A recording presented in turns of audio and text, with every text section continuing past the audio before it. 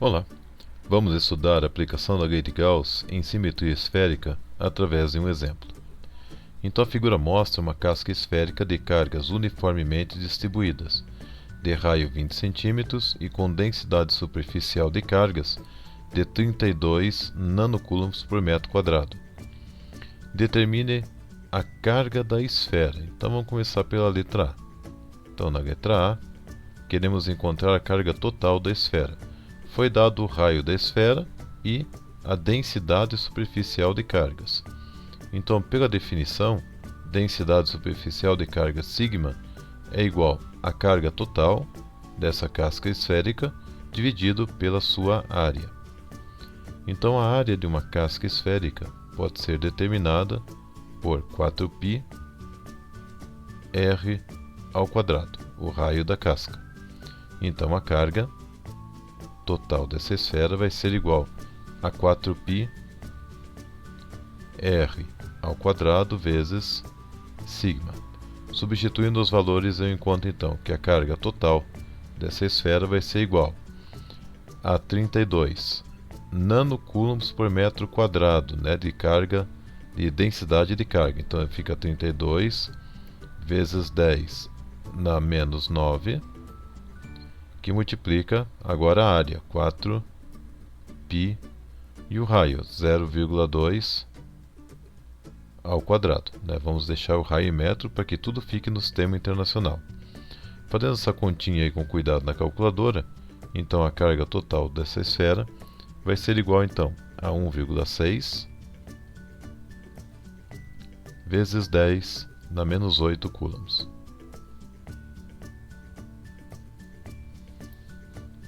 Então essa aqui é a carga total da esfera, calculado então através da área e da densidade de cargas. Então, com isso a letra A está feita. Agora, a letra B pede a intensidade do campo elétrico em uma distância de 25 cm do centro da esfera. Então, para calcular o campo elétrico, eu vou utilizar agora a lei de Gauss. Então, o que a lei de Gauss diz? Na letra B. Então a lei de Gauss me diz que a carga envolvida por uma superfície gaussiana ela é igual a ε0, que é a permissividade elétrica do vácuo, que multiplica o fluxo elétrico que atravessa a superfície gaussiana. O fluxo elétrico ele pode ser calculado pela integral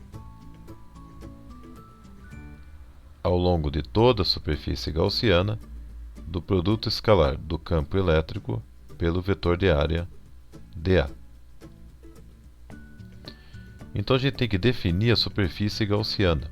Como isso se trata de uma distribuição esférica, a melhor maneira de resolver a integral de fluxo é a gente englobar essa casca esférica utilizando uma outra casca esférica, que passe pela distância ali radial de 25 centímetros.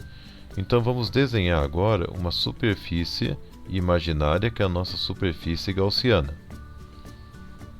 Então tá aí. Essa linha vermelha aqui representa a superfície gaussiana que eu escolhi, no caso, uma casca esférica. Assim eu consigo englobar simetricamente essa casca esférica de cargas.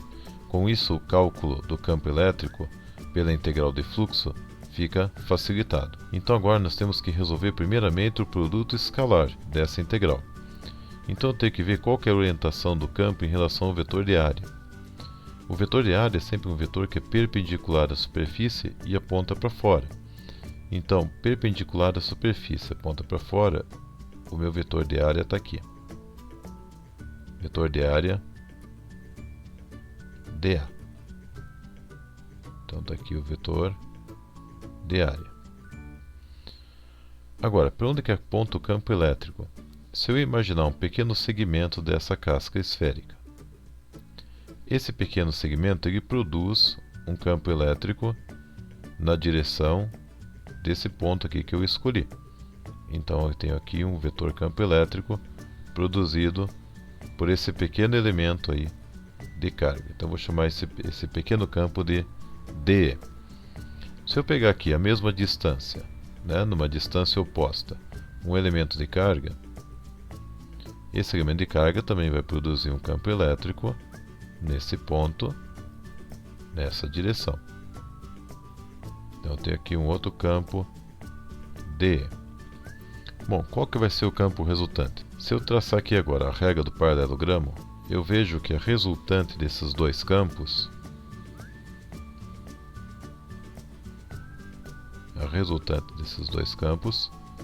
vai estar na direção radial. Então esse aqui é o campo resultante. Então você veja que o campo resultante ele é paralelo ao vetor de área dA. Então o ângulo entre eles é zero. Então agora eu posso resolver a integral de fluxo. Então a integral de fluxo vai ser igual a integral ao longo de toda a superfície gaussiana.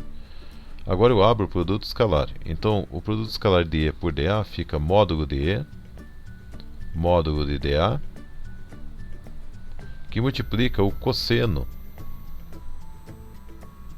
do ângulo entre os dois vetores, que a gente viu pela simetria, que é 0 graus. O cosseno de 0, portanto, é 1.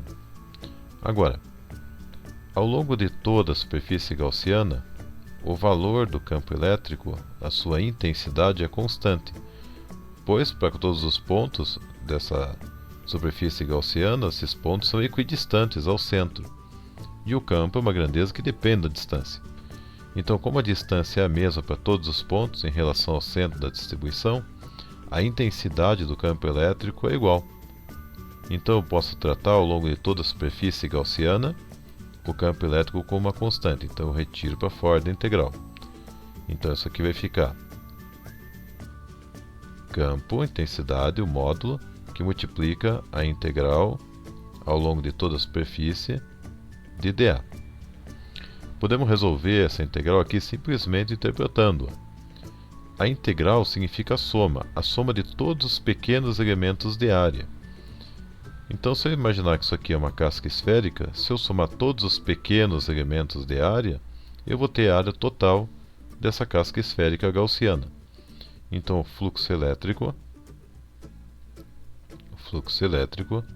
vai ser igual então ao campo elétrico, que multiplica a área de uma casca esférica, é calculada por 4πr², onde r é a distância radial do centro até a casca esférica. Esse aqui é o raio da casca esférica gaussiana. Então agora eu posso substituir esse resultado do fluxo aqui na lei de Gauss. E observe então que a carga envolvida vai ser igual a ε0, que multiplica campo 4πr². Como eu estou interessado no cálculo do campo, então eu isolo o campo, resolvo para o campo, então o campo vai ser igual então a 4πε0, passa para o outro lado dividindo, fica 1 sobre 4π ε0, daí aqui eu agrupei as constantes, que multiplica então a carga envolvida dividido pelo raio ao quadrado. Só que a carga envolvida nós já calculamos no item A, nada mais é que a carga total dessa casca esférica. Então a carga total, que é a carga envolvida aqui, dividido agora pelo quadrado de R. Todo esse valor aqui, todas essas constantes, podem ser resumidas numa única constante K, chamada constante de Coulomb. Então eu tenho aqui K, que multiplica a carga da casca esférica, dividido pelo quadrado do raio. Então note que a gente recaiu no cálculo de campo elétrico produzido por carga pontual. Temos aqui o mesmo resultado. Então agora eu posso substituir os valores. Constante de Coulomb é 9 vezes 10 na 9, o seu valor numérico, vezes o valor da carga elétrica que a gente encontrou no item A, 1,6 vezes 10 na menos 8. Então eu substituo aqui 1,6 vezes 10 na menos 8, dividido pelo quadrado da distância. Nós estamos fora da casca, no item B, essa distância vale 25 centímetros. Então eu coloco isso em sistema internacional, 0,25 ao quadrado. E agora, fazendo essa conta aí com cuidado na calculadora, a gente encontra que esse campo vai dar 2.316 newtons por coulomb. Então esse aqui é o campo elétrico fora da casca, a 25 centímetros de distância do centro. Então está aí resolvido a letra B. Agora, a letra C pede para calcular o campo a 10 centímetros do centro da esfera.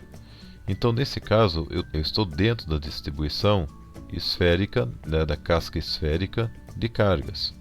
Então, aqui agora, dentro dessa região, a 10 centímetros do centro, eu desenho uma nova superfície gaussiana para englobar essa região. Então, vamos desenhar uma superfície gaussiana aqui dentro agora. Então, tá aí. Essa casca aqui é a casca esférica gaussiana englobando a região para 10 centímetros do centro da esfera. Então, o que a gente percebe? Que essa casca aqui, essa casca gaussiana, ela está dentro da distribuição de carga. Então, a carga envolvida aqui dentro é zero, pois a carga se encontra toda na superfície. Então, na letra C, nós temos a seguinte situação. Letra C. A carga envolvida pela superfície gaussiana é zero. Então, o que isso me dá de resultado? Se a carga envolvida ela é zero, se a carga envolvida é zero, significa então que o campo elétrico é zero, porque as outras grandezas não são zero. Então, daqui eu concluo que o campo elétrico é zero. Então, dentro da casca, o campo elétrico é nulo. Está aqui.